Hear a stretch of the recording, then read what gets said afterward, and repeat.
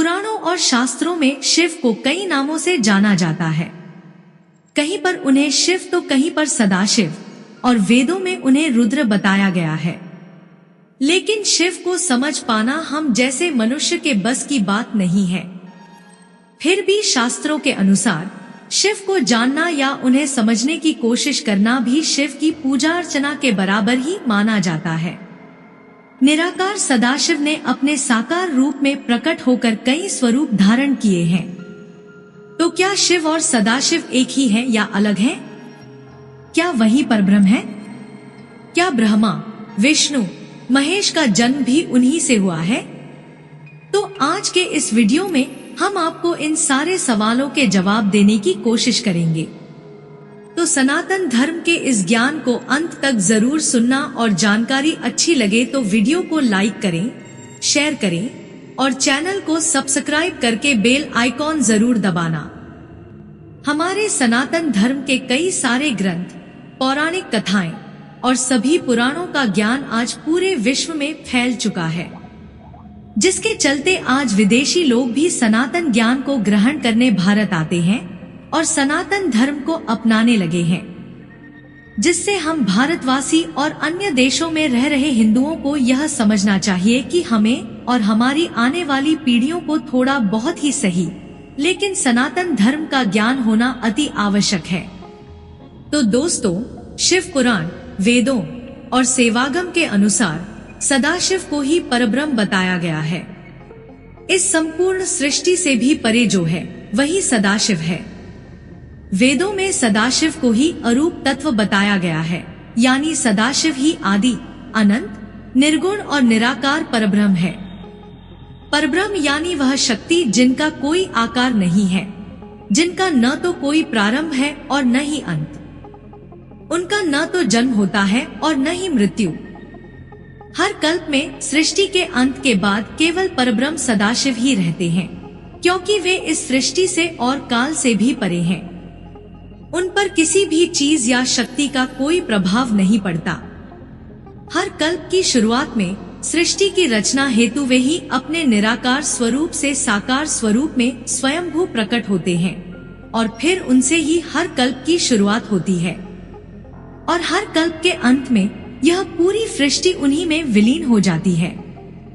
हर कल्प की शुरुआत में जब परब्रह्म सदाशिव शक्ति के बिना व्याकुल होते हैं, तब वे एक तेज हुंकार भरते हैं, जिसे ओमकार कहा जाता है, और उसी ओमकार की ध्वनि से माँ आदि शक्ति की उत्पत्ति होती है, और फिर सदाशिव और माँ आदि शक्ति से ही महाविष्णु की उत्पत्ति होती है। वेदों में सदाशिव को अरूप तत्व बताया गया है, जिनसे रूपारूप तत्व यानी माँ आदि शक्ति की उत्पत्ति होती है, और यही अरूप और रूपारूप पूरक तत्व एक स्वरूप तत्व उत्पन्न करते हैं, जिसे हिरण्यगर्भ भी कहा जाता है, और वही स्वरूप तत्व महाविष्णु जी यानी सत्यनारायण है। यानी सत्यनारायण ही हिरण्यगर्भ है, और बाद में इसी हिरण्यगर्भ से पूरी सृष्टि की रचना की शुरुआत होती है। भगवान विष्णु सृष्टि के पालनहार हैं, और महेश यानी शिवजी इस सृष्टि के संहारक हैं।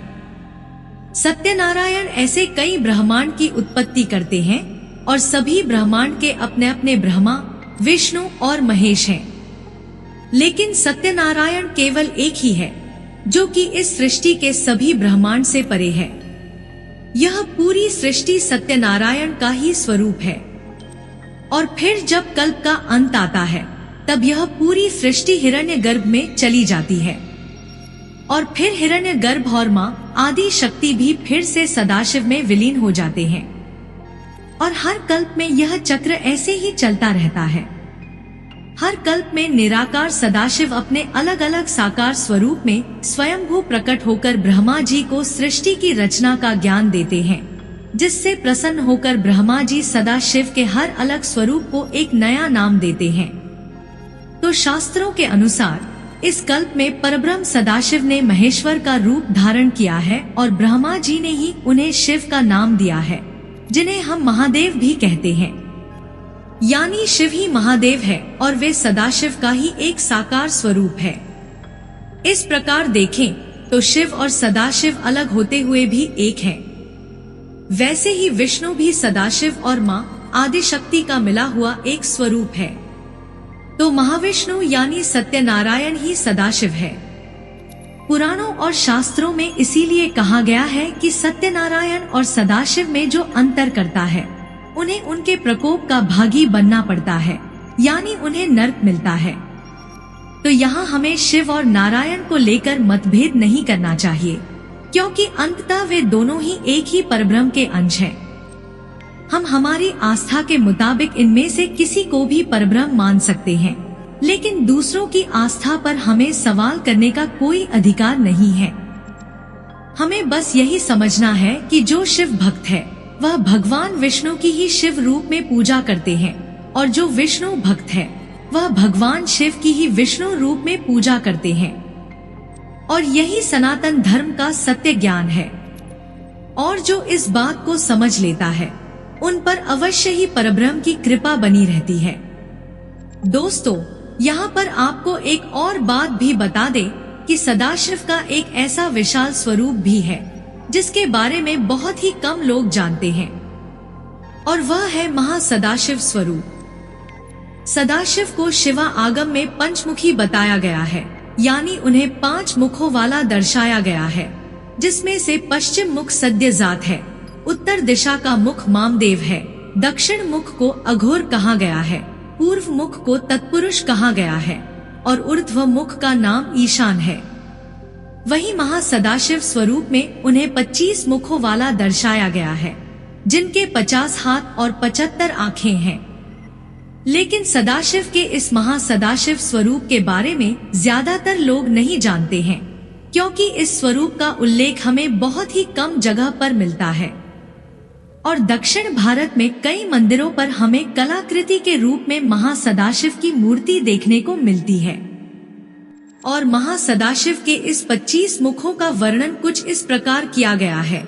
नीचे के 9 मुख नवग्रह को दर्शाते हैं, उसके ऊपर के 7 मुख कुंडलिनी योग शक्ति के 7 चक्रों को दर्शाते हैं, उसके भी ऊपर जो 5 मुख हैं वे पंच तत्व यानी अग्नि, जल, वायु, आकाश और धरती को दर्शाते हैं।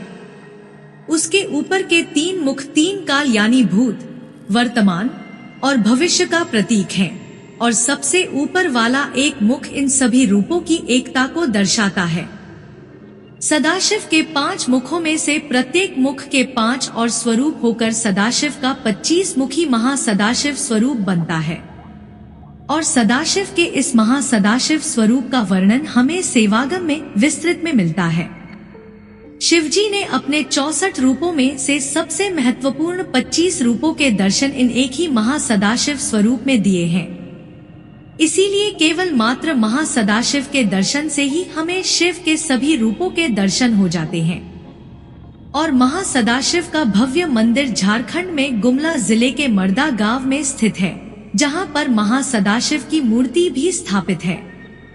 इसके अलावा दक्षिण भारत में भी महासदाशिव की मूर्ति कई मंदिरों पर देखने को मिलती है, लेकिन वे मूर्तियां मंदिर में स्थापित नहीं हैं। उनकी मूर्ति केवल कलाकृति के रूप में देखने को मिलती है, जिसमें से एक जगह है थानुमलिया स्वामी मंदिर, जो कि तमिलनाडु के सुचिंद्रम में स्थित है। इस मंदिर के टावर पर महासदाशिव की मूर्ति स्थापित है।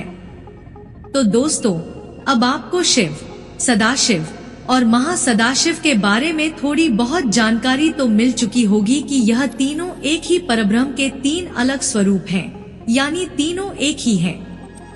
दोस्तों, हम अलग अलग मंदिरों में जाकर भगवान के दर्शन कर सकते हैं, लेकिन सच्चे अर्थ में परब्रह्म के दर्शन केवल मात्र ध्यान से ही संभव है। शास्त्रों और पुराणों में ध्यान की महत्ता का वर्णन हमें मिलता है। ध्यान से न केवल हमें शांति का अनुभव होता है, बल्कि ध्यान करने के और भी कई सारे फायदे हैं।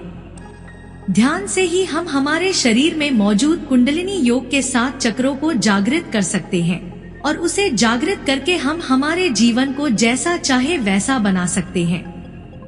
हमारे जीवन की सभी इच्छाएं पूर्ण कर सकते हैं। ध्यान से ही हम हमारे मन के विचारों को नियंत्रण कर सकते हैं और हमारे इस चंचल मन को एकाग्र कर सकते हैं। और जब हमारा मन एकाग्र होने लगता है तब अवश्य ही हमें परब्रह्म की अनुभूति का एहसास होने लगता है और हमें हमारे जीवन का महत्व समझ में आने लगता है।